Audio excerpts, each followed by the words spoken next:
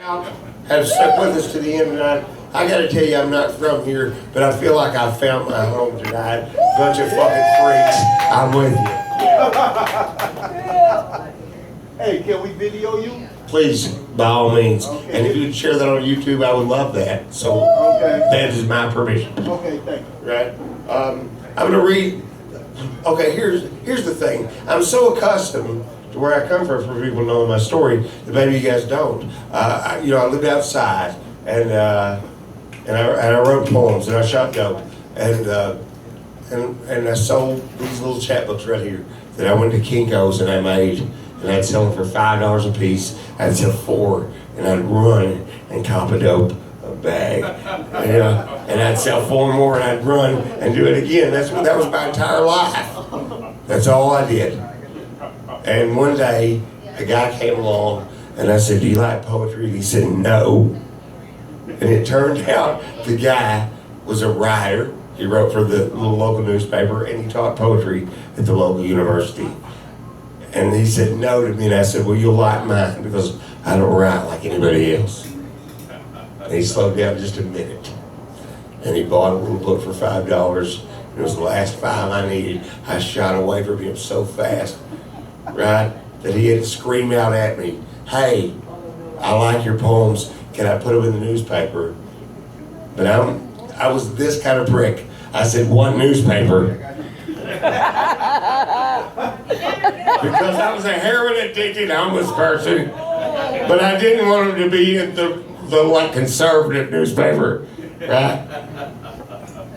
This is called City Weeds.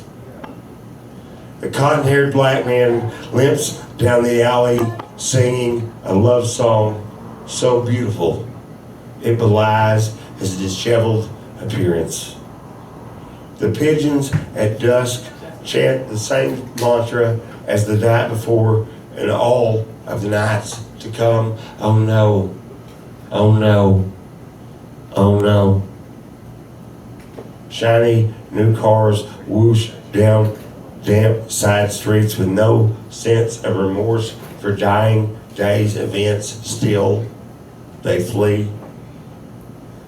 The misfits, and the wretched, and the tragically hopeful spring from the cracks in the sidewalks and from the shadows among sparse city weeds. It is the magic hour. Out of town soft touches and tough willy boos. And the big lick, good fix is just out of reach. It is the time of day that rights itself. Karma's clock, between tick and talk, between malice and melancholy, when angels and demons call truce sublime. For the cement spawned weeds is the only thing that is real. And darkness cools. And for the weeds of the sidewalk, it is the only thing that is real.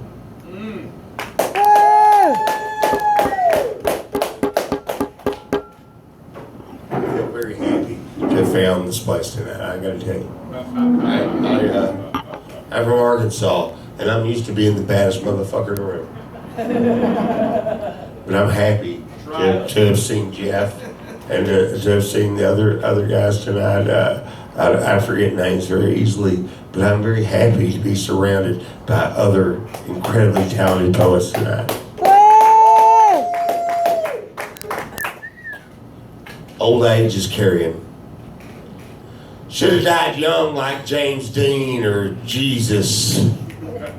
The coolest ones die for the masses, sacrifice self for mob love. OD watching codependent white panty cuties in the jungle room. The shock value of teen rebellion followed by a lifetime of anti-establishment fistfights and felonies, fashionable leather jackets, black tees, flash fire love affairs, girls barely legal,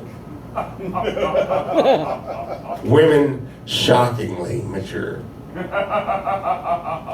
tattoos and avant-garde attitudes on art and literature and fornication, wasted. Should have died in a motorbike wreck, martyred hepcat like Jesus or Elvis. Woo!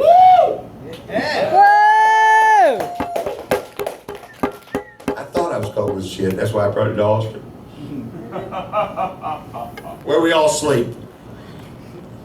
I walked the wee hour through neon lit part of town past the tattoo man, his machine buzzing, dragons and butterflies and other ink dreams into college kids who have never been here before.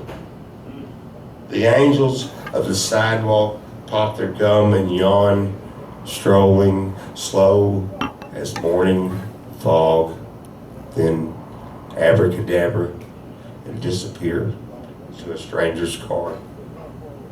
I wave at mouthwash Jimmy, his tired face split open a Listerine smile, kicking hope broken pipes come to the place where we all sleep.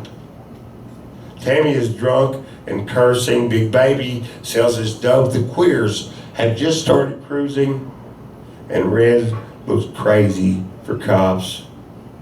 Sleeping bags and church handout blankets stretch corner to corner. I sit down on the curb to untie my laces, and the final encore of a concert at the ballpark across the river drifts down on me as I close my eyes to sleep.